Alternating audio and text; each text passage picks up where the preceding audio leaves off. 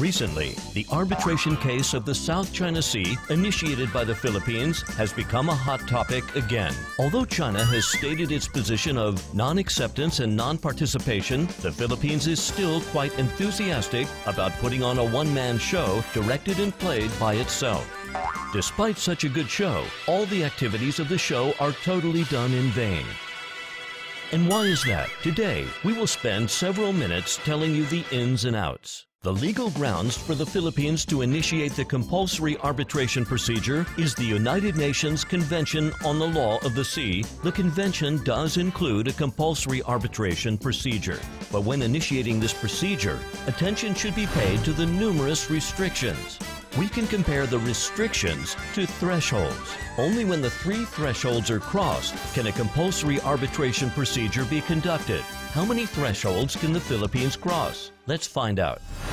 In 2015, there was quite a popular movie in China called Mr. Six. It tells a story of a native of Beijing who cannot talk things out. Finally, he had to deal with it by relying on his old school rules of fight.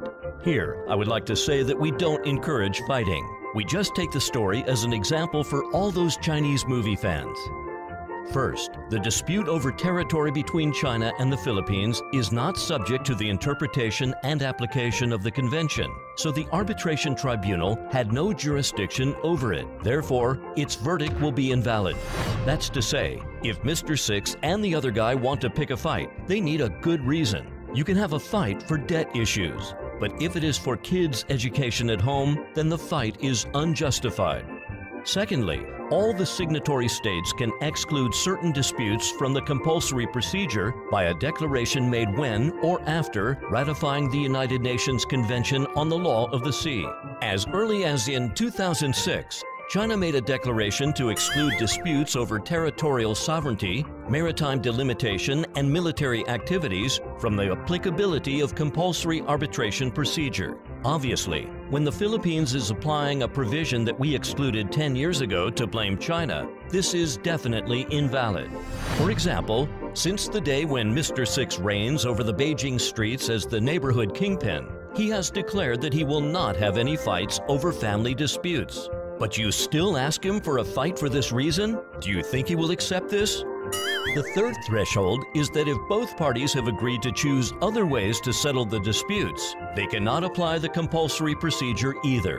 From 1995 to 2011, China and the Philippines issued at least 6 declarations and reached achievements to settle the disputes over territorial sovereignty and maritime delimitation through bilateral friendly consultation and negotiation.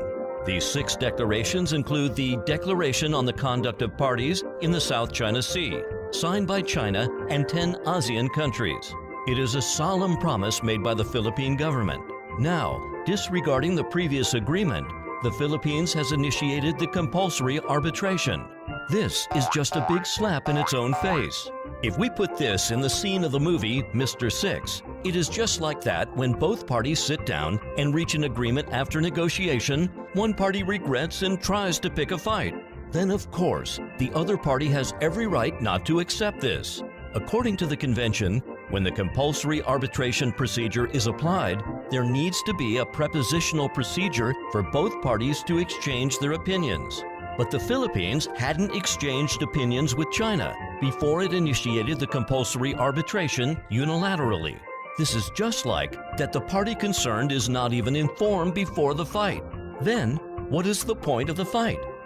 Therefore, from the perspective of these 3 thresholds, the Philippines has crossed none of them. Then, this arbitration case has no legal ground at all. So, we don't accept or participate in such illegal arbitration. This is reasonable in international law. The United States and Russia did the same thing before in similar cases of judicial jurisdiction or arbitral jurisdiction. We must boycott the abuse of arbitration in this way to safeguard the integrity and seriousness of the convention. We choose to settle disputes at our own will. This should be respected by the international community. Finally, I'd like to advertise for Chinese movies. Movie fans can go to watch Chinese movies if interested, but let's leave the conflicts and disputes in the movie. The real world really needs peace and common development.